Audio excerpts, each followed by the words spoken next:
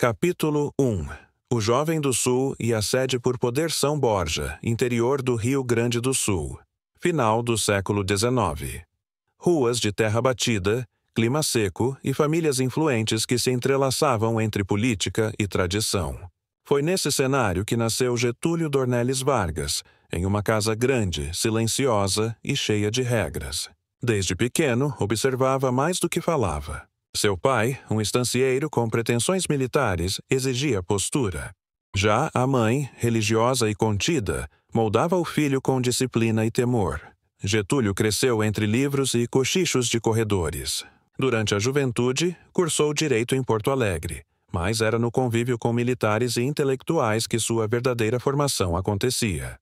Em cafés escuros, onde se fumava e se conspirava, ele aprendeu o que nunca se ensinava na faculdade: o jogo bruto da política. Ainda jovem, tornou-se deputado estadual, depois federal. Mas o que mais chamava atenção não era seu discurso, era o silêncio. Getúlio ouvia mais do que falava.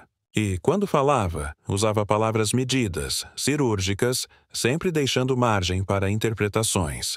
Enquanto a elite política se preocupava em aparecer nos jornais, Getúlio se infiltrava nos bastidores.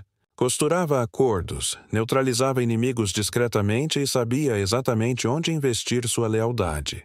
Muitos viam nele apenas mais um gaúcho calado. Poucos percebiam que por trás dos olhos baixos havia um estrategista, mas sua vida pessoal também já começava a dar sinais de isolamento. O casamento com Darcy Vargas era discreto, quase protocolar. O lar era marcado por uma certa frieza, como se as emoções estivessem sempre sob controle. Getúlio já demonstrava que seu maior projeto era ele mesmo. Nesse ponto da história, muitos diriam que Getúlio era apenas um político em ascensão, mas a verdade é que ele já estava arquitetando algo muito maior, algo que mudaria o Brasil e o transformaria no homem mais poderoso do país. Capítulo 2. O golpe que mudou o Brasil. Aitaotis. Eleições presidenciais colocaram em confronto duas forças: a oligarquia dominante e a Aliança Liberal. Getúlio, candidato derrotado, recusou-se a aceitar o resultado. Em vez de recuar, ele avançou. A Revolução de 1930 foi, na prática, um golpe de Estado. Com o apoio dos militares e de parte da população insatisfeita, Getúlio assumiu o poder. Não como presidente eleito, mas como chefe de um governo provisório. O Palácio do Catete, no Rio de Janeiro, tornou-se seu quartel-general. Um edifício de mármore, corredores largos e clima pesado. A partir dali, o Brasil seria redesenhado à sua imagem. No Catete, nada era simples. Os ministros eram escolhidos a dedo, mas vigiados constantemente. Havia rumores de que as salas tinham escutas escondidas e de que até mesmo conversas de familiares eram monitoradas. A paranoia crescia junto com o poder. Jornalistas que ousavam criticar o governo começavam a desaparecer das redações. Nomes eram riscados das colunas, artigos censurados antes mesmo de serem publicados. A imprensa, antes vibrante, agora andava nas pontas dos pés. Nos bastidores, a figura de Getúlio ganhava camadas. Ele era, ao mesmo tempo, cordial e temido. Sabia ouvir, mas também sabia punir. Em reuniões fechadas, sua postura era rígida. Poucos se atreviam a encará-lo diretamente. Já havia quem dissesse: Getúlio sorri com os olhos, mas manda com ferro. Enquanto isso, o povo começava a vê-lo como uma esperança. Discurso após discurso, ele se colocava como defensor dos pobres, dos trabalhadores, dos esquecidos. Mas por trás do microfone havia cálculos frios, cada palavra pensada para construir um mito. E você, espectador, o que pensa até aqui? Será que tudo fazia parte de um plano calculado? Ou Getúlio era apenas um homem tentando governar um país em caos? Capítulo 3. Estado Novo. Entre o controle e o caos, Getúlio dá o golpe final em sua própria democracia e instaura o Estado Novo. Um regime autoritário, centralizador e, principalmente, silencioso.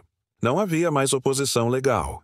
Congressistas foram cassados, partidos dissolvidos, e o Brasil virou uma grande engrenagem sob controle de um único homem. O clima no Catete tornou-se sufocante. O presidente já não dormia bem. Havia relatos de que se alimentava com comida testada por seguranças, temendo envenenamento. Certa noite, uma cozinheira desapareceu. O caso jamais foi investigado. Nos porões de prédios públicos do Rio, prisões clandestinas funcionavam a todo vapor.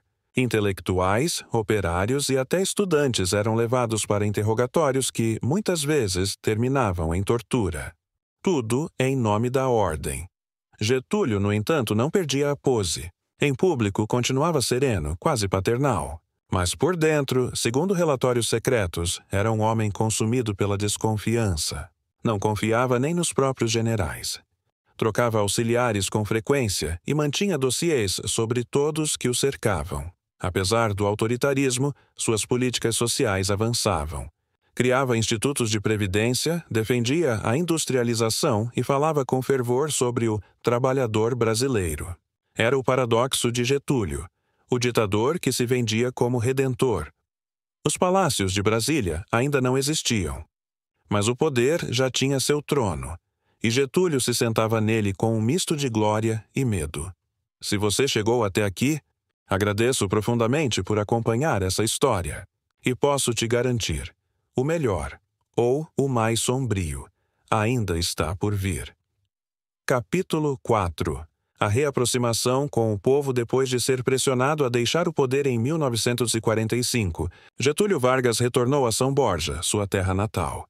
Lá, o ditador deposto andava de terno no calor escaldante, escrevia cartas, ouvia rádio e, dizem, falava com os mortos. O exílio informal era, na verdade, uma pausa estratégica. Enquanto muitos acreditavam que ele estava acabado, Getúlio costurava sua volta. Escrevia discursos, cultivava aliados, manipulava manchetes, tudo à distância. Em 1950, contrariando previsões, foi eleito presidente da República, pelo voto direto. O Brasil inteiro assistiu perplexo ao retorno triunfal do homem que um dia havia fechado o Congresso. No segundo mandato, Getúlio já era outro. O semblante mais abatido, os discursos mais emocionais e a política mais tensa. Criou a Petrobras, fortaleceu direitos trabalhistas e caminhava entre o populismo e o nacionalismo. Mas os tempos tinham mudado. A imprensa era mais agressiva, a oposição mais articulada. E entre os seus principais inimigos um nome surgia como uma sombra: Carlos Lacerda. Jornalista, político e inimigo declarado de Vargas, Lacerda atacava diariamente a figura do presidente, o acusando de corrupção, aparelhamento do Estado e uso indevido do poder. A tensão aumentou drasticamente quando houve um atentado contra Lacerda. Um dos envolvidos era segurança pessoal de Getúlio. O país entrou em ebulição. Militares pressionavam por sua renúncia. A oposição exigia sua cabeça. Getúlio, novamente acuado no Palácio do Catete, revivia os fantasmas do passado, mas dessa vez ele não tinha mais para onde correr. Os aliados recuavam. Os generais batiam à porta. O povo nas ruas já não bastava. No íntimo do palácio, nas madrugadas insones, Getúlio conversava apenas com seus próprios pensamentos e com a tragédia que se aproximava. Capítulo 5. A última noite no Catete, 23 de agosto de 1954. O clima no Palácio do Catete era de funeral antes mesmo da morte. As salas escuras, os passos apressados dos assessores, os telefones que tocavam sem resposta. Getúlio sabia, o cerco estava fechado. Naquela noite escreveu sua carta-testamento. Um texto que até hoje causa arrepios. Ele dizia que saía da vida para entrar na história. Mas o que levou Getúlio a tomar essa decisão extrema? Foi realmente suicídio? Ou havia algo mais? Pouco antes do amanhecer, um tiro foi ouvido no quarto presidencial. O corpo de Getúlio foi encontrado deitado, o rosto sereno, um revólver na mão. Mas há quem diga que a cena foi cuidadosamente montada, que o corpo foi movido, que a bala não bate com a arma. A morte de Getúlio causou comoção nacional. Multidões tomaram as ruas, chorando, gritando seu nome, rasgando jornais. A oposição recuou. Lacerda teve que se esconder. O povo, que tantas vezes foi manipulado, agora sentia, de fato, que havia perdido alguém importante. Mas a dúvida paira até hoje. Getúlio foi empurrado. Ou decidiu cair. Foi mártir ou manipulador até o fim. O quarto onde tudo aconteceu virou museu. A cama, o revólver, os sapatos. Tudo permanece como naquela madrugada, visitado por curiosos, historiadores e por brasileiros que ainda tentam entender quem foi, de fato, Getúlio Vargas. Seu legado permanece ambíguo. Criador de direitos trabalhistas e também de prisões políticas.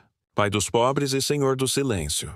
Herói nacional e protagonista de um dos capítulos mais sombrios da história do Brasil.